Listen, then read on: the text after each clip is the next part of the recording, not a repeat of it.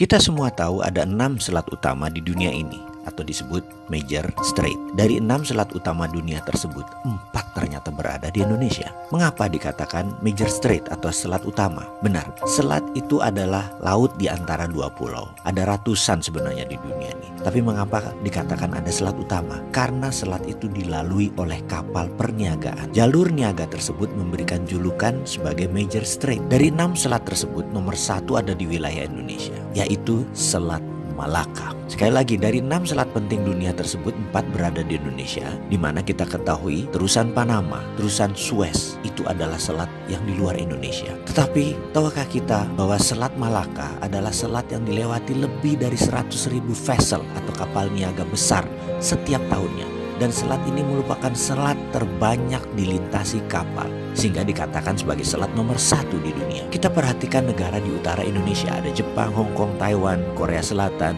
Cina, di mana semuanya adalah negara produsen besar di dunia.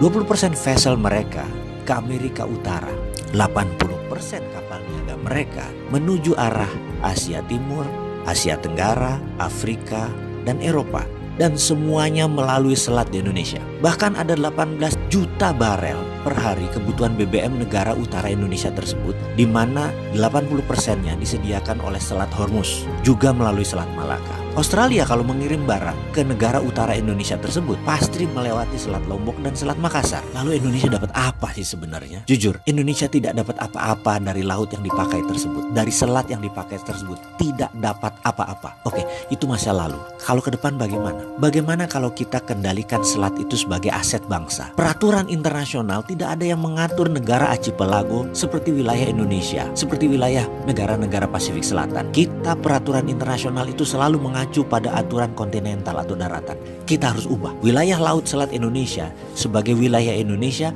dan Indonesia memutuskan misalnya menutup laut tersebut. Apa yang terjadi? Dunia bisa geger. Australia lewat Papua Nugini kalau mau kirim barang ke utara. 4 negara utara Indonesia, Cina, Jepang, Korea, Taiwan, muter lewat Papua Nugini. Tidak usah pakai Selat Malaka. Gak bisa masuk lewat Natuna. Atau kalau mau ya melipir lewat sisi Thailand dan melipir lewat sisi Malaysia di Selat Malakanya. Pokoknya kalau mau melewati wilayah Indonesia, bayar asuransi senilai 1% dari nilai barang. Kita tahu barang yang lewat tersebut ada lebih dari 2 triliun dolar atau 2000 billion. Jadi kalau itu kita asuransikan atau kita pajakin versi kita dengan nama asuransi, kita mendapatkan lebih dari 250 triliun per tahun.